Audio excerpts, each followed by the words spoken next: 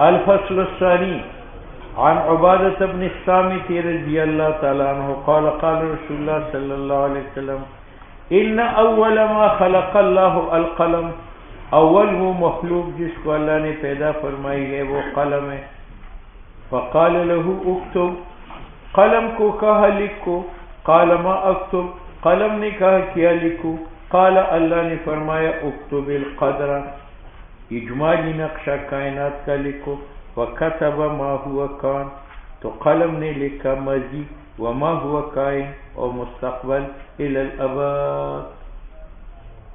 اول ما خلق اللہ القلم، اول مخلوق جس کو اللہ نے بنائی ہے وہ قلم. اس سے معلوم ہوا کہ مخلوقات میں سب سے اول مخلوق کیا ہے؟ مگر دوسری حدیث میں ہے اول ما خلق اللہ العرش، کہ سب سے پہلی مخلوق جو اللہ نے بنائی ہے وہ کیا ہے؟ عرش. تیسری حدیث میں ہے اول ما خلق اللہ العقل، کہ مخلوق میں اول مخلوق جو اللہ نے بنائی ہے وہ عقل. چوتھی حدیث میں ہے اول ما خلق اللہ نوری، کہ اللہ نے سب سے پہلے میرے اسلام کو اور سنت کو پیدا کیا. اب ان روایات میں تعارض ہے، تو قاری نے تطبیق کی ہے کہ یہ اولیت سے مراد اولیت حقیقی نہیں ہے کہ قلم اول بنسبت جمیع معدات، حتیٰ کہ عرش بھی اول ہے، تو پھر عرش والی حدیث اس کے ساتھ معارض. یہ اولیت حقیقی نہیں ہے کہ قلم اول بنسبت جمیع کائنات میں، اور جمیع کائنات میں عرش بھی ہے، تو پھر عرش والی حدیث اس کے ساتھ معارض. بلکہ یہ اولیت اضافی ہے، یعنی ازل سے قیامت تک ارب قلم بن جائے، لیکن ان تمام اقلام میں سب سے پہلا قلم وہ ہے جس نے تقدیر لکھی ہے. تو قلم کی اولیت بنسبت جمیع معاذ کے ہے، بنسبت اقلام کی. اسی طرح اول ما خلق اللہ العرش، یہ اولیت حقیقی نہیں ہے کہ عرش جمیع مخلوقات سے اول ہے، بلکہ یہ اولیت اضافی ہے، یعنی ازل سے ابد تک بڑے بڑے سٹیج بنیں گے. ایوب خان کا سٹیج بنے گا، بش کا بنے گا، اور یحییٰ خان کا بنے گا، بھٹو کا بنے گا، بے نظیر کا بنے گا، مشرف کا بنے گا، قیامت تک بنتے جائیں گے. لیکن سب سے پہلا تخت جو بنا ہے وہ عرش الرحمن ہے. ٹھیک ہے. اور یہ جو ہے اول ما خلق اللہ العقل، یہ اجسام میں اللہ تعالیٰ نے عقل کو پہلے اور جسم کو بعد میں. اور وہ جو آیا ہے اول ما خلق اللہ نوری، کہ اللہ نے میری نبوت پیدا کی، یہ بنسبت انبیاء کے کنت نبیا وآدم بین الماء والطین. تو یہ ہر حدیث کے اندر جو اولیت ہے وہ اولیت حقیقی نہیں ہے، اضافی ہے بنسبت اپنی نوع سے. ٹھیک ہے. فقال له، قلم سے فرمایا اکتب لکھ. قال ما اکتب، اس نے کہا کیا لکھوں. قال اکتب القدر، تقدیر لکھو، یعنی عالم کا اجمالی نقشہ.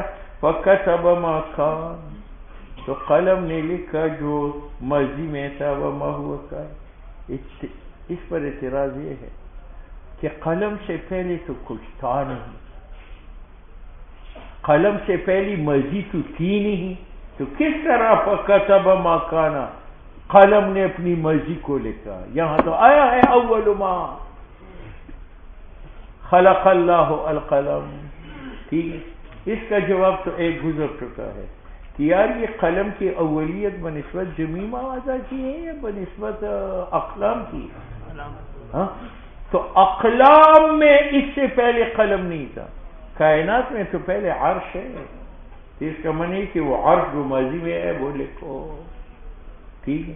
ایک جواب. دوسرا جواب یہ ہے کہ ماکانہ سے مراد ماضی ہے، لیکن ماضی قلم کا نہیں بلکہ ماضی نبی علیہ السلام کا. حضور نے فرمایا مجھ سے پہلی جو ماضی ہے وہ بھی قلم نے لکھا، وما ہوا کائن، اور میرے بعد جو مستقبل آنے والا ہے وہ بھی لکھ لیا. بات سمجھ میں آ رہی؟ وعن مسلم ابن یسار قال سئل عمر بن الخطاب رضی اللہ تعالیٰ عنہ، پوچھا گیا حضرت عمر رضی اللہ تعالیٰ عنہ سے عن هذه الآیت، اس آیت کی تفسیر. کس آیت کی تفسیر کیا ہے؟ وَإِذَا أَخَذَ رَبُّكَ مِن بَنِي آدم، پروردگار نے بنی آدم سے لے لیے ان کے پشتوں سے ذریتہم، ان کے ارواح. اس آیت کا معنی کیا؟ تو حضرت عمر رضی اللہ تعالیٰ نے فرمایا کہ میں نے جناب نبی کریم صلی اللہ علیہ وسلم سے سنا کہ اللہ نے آدم کو پیدا فرمایا تو اس کی پشت پر ہاتھ پھیرا تو اس سے سفید ارواح نکل. فرمایا ان کو میں نے جنت کے لیے پیدا کیا، یہ تقدیر. پھر ہاتھ پیروں کے پشت پر اس کی سیاہ کالے ارواح نکالے، فرمایا میں ان کو جہنم کے لیے پیدا کر چکا ہوں. یہ تقدیر ہے، پہلے فیصلہ ہو چکا ہے.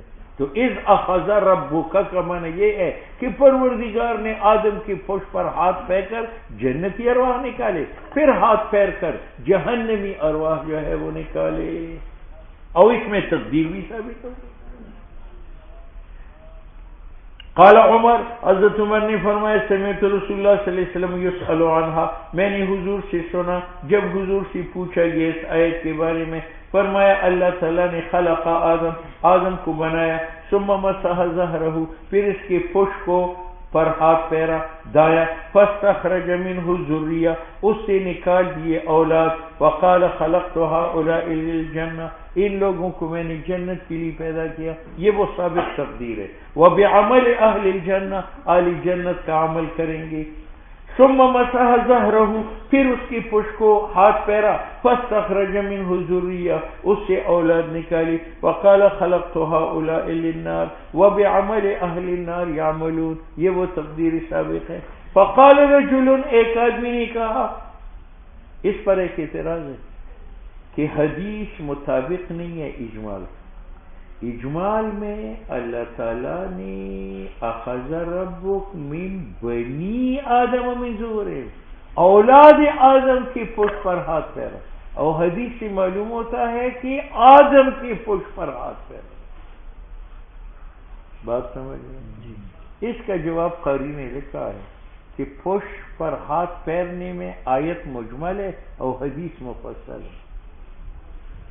آدم کی پشت سے ان کے بیٹے نکالے، اور پھر ان کی بیٹی کی پشت پر ہاتھ پھیرا، ان کی اولاد نکالی. ان کی اولاد کی پشت پر ہاتھ پھیرا، ان کی اولاد نکالی. پھر بگاڑا کے والد کی پشت پر ہاتھ پھیرا، اس کی روح نکالی. تو آیت میں اجمال ہے، صرف آدم کا ذکر ہے، اور یہ حدیث میں اجمال ہے، صرف آدم کی پشت پر ہاتھ پھیرا، اور آیت میں تفصیل ہے اولاد آدم کی پشت پر ہاتھ پھیرا. آدم کی پشت سے صرف ان کی اولاد نکالی، ان کی اولاد کی پشت سے ان کی اولاد.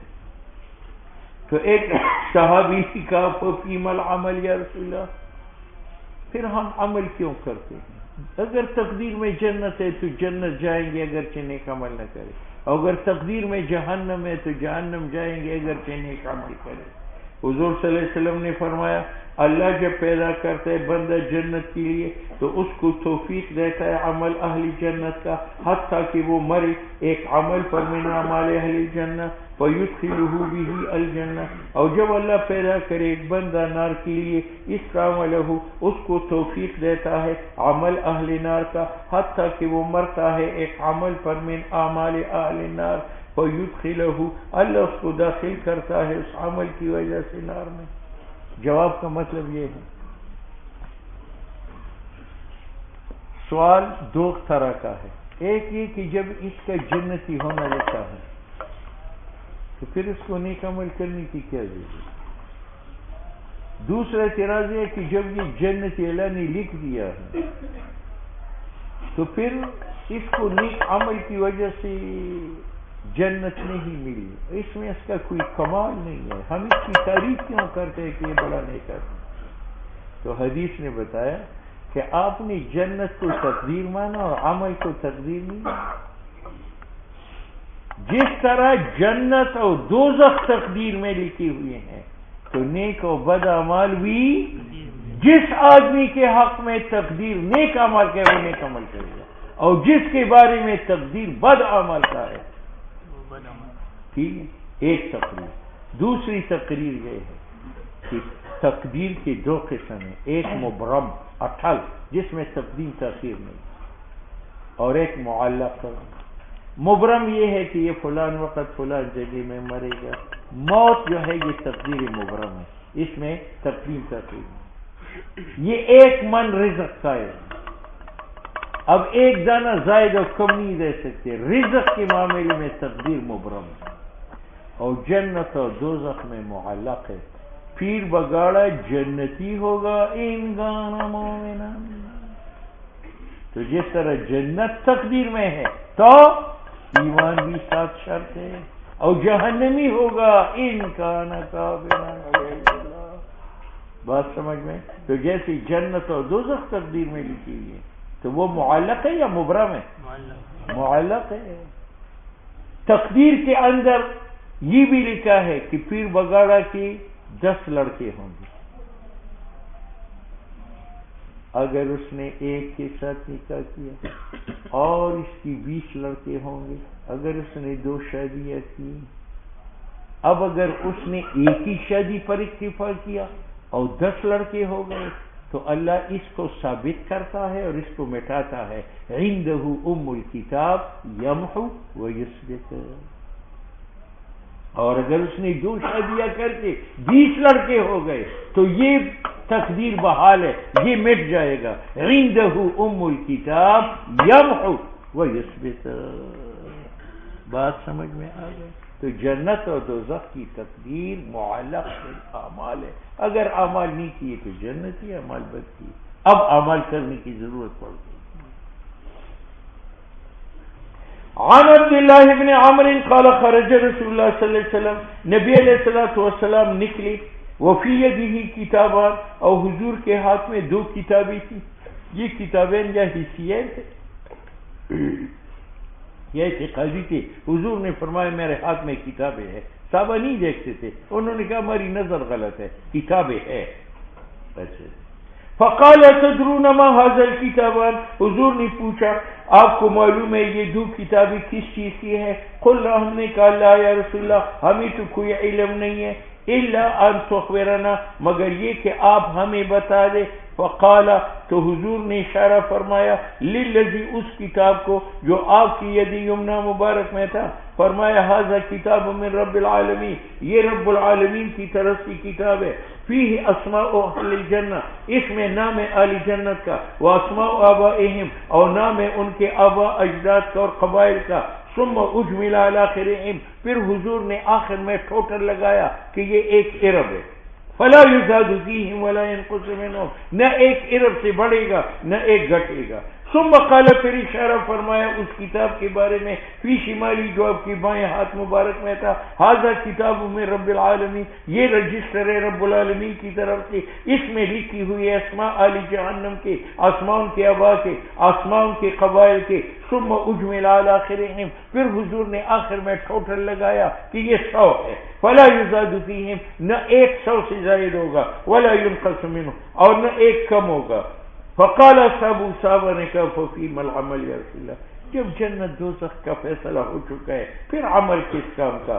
ان کا نہ امر، اگر کچھ فیصلہ ہونا تھا جنت جہنم جانے کا، قد فرغ منہ، اس سے فراغت حاصل ہو چکی ہے. حضور نے فرمایا سدیدو، حق اپناؤ. اگر بالکل ہو بہو حق نہیں اپنا سکتے تو قریب قریب رہو. کبھی حق کرو کبھی چھوڑو، لیکن بالکل نہ چھوڑو. وَإِنَّ صاحب الجنت، صاحب جنت، یختم له بعمل اہل الجنت، اس کا خاتمہ ہوگا ایسے اعمال کے ساتھ جو اہل جنت کا ہے. وَإِنْ عَمِلَ أَيَّ عَمَلٍ، اگرچہ وہ زندگی میں جو بھی ناکارہ کام کرے. اور صاحب نار یختم له، اس کا خاتمہ کیا جاتا ہے بعمل اہل النار. وَإِنْ عَمِلَ أَيَّ عَمَلٍ. ثم قال رسول اللہ صلی اللہ علیہ وسلم بیدی، حضور نے ایسا کیا. فَنَبَذَهُمَا یعنی ہاتھوں کو پھینکا. فرمایا فَرَغَ رَبُّكُم مِّنَ الْعِبَادِ پروردگار فارغ ہو چکا ہے بندوں سے. فریقٌ فی الجنہ ایک فریق جنت میں ہے، وہ فریقٌ فی السعیر.